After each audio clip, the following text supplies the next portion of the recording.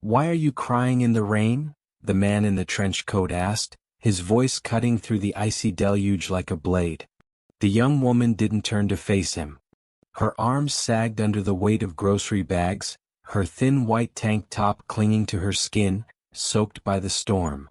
Her shoulders shook, not just from the cold but from a deeper wound.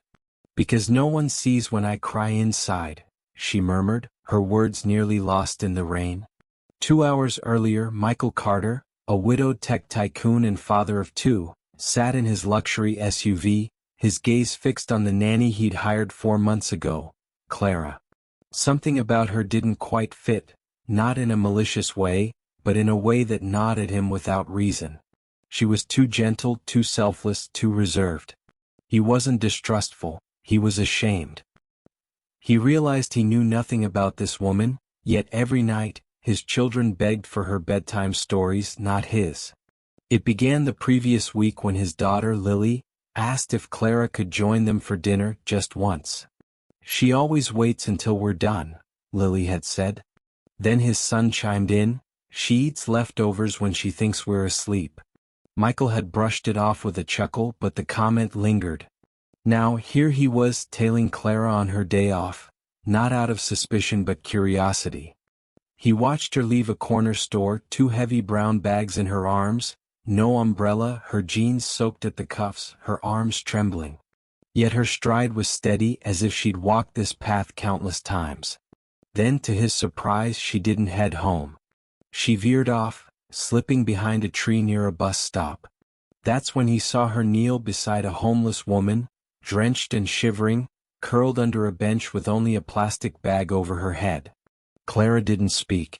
She simply opened one of her grocery bags, handed the woman a sandwich and a bottle of water, then removed her own scarf and draped it over the woman's shoulders before walking away unnoticed. Michael sat stunned in his car. A woman earning a modest nanny's wage was feeding the homeless during her lunch break in a downpour. Something inside him broke. But she wasn't finished. Clara turned a corner near Michael's house but didn't approach the front door. Instead, she headed to the alley behind it. Michael stepped out of his SUV, careful to stay out of sight, and followed.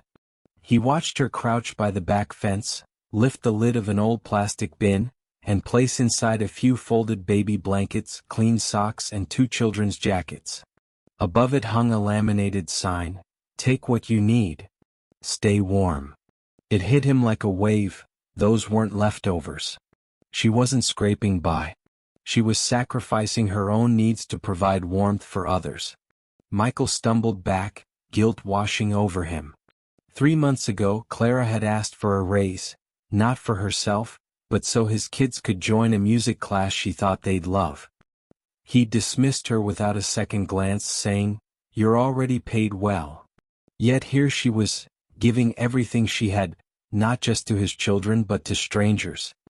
He followed her again as the storm grew heavier. When he finally stepped in front of her, she startled. "Mr. Carter?" she gasped. "I saw what you did," he said. "All of it." Her eyes fell. "I didn't mean to upset you." You didn't upset me," he cut in, his voice heavy with feeling. "You humbled me." Clara stood there, soaked and bewildered. I can't stand seeing people suffer. I know what it's like. My brother and I grew up without heat in the winters. He died when we couldn't afford his asthma medication. I swore I'd never ignore someone's pain if I could help." Michael's throat tightened. He had no words. He hadn't misjudged her by suspecting her. He'd misjudged her by never truly seeing her. "You've done more for my kids than I have since Emma passed," he said, his voice breaking. She looked away, tears mingling with the rain. "I didn't do it for recognition. I just love them." Michael slipped off his coat and gently placed it over her shoulders. "Then let me start loving them the way you have." Weeks later, Michael stood beside Clara at the launch of the Carter Family Foundation, a new initiative named in her honor. His children clung to her hands as cameras flashed.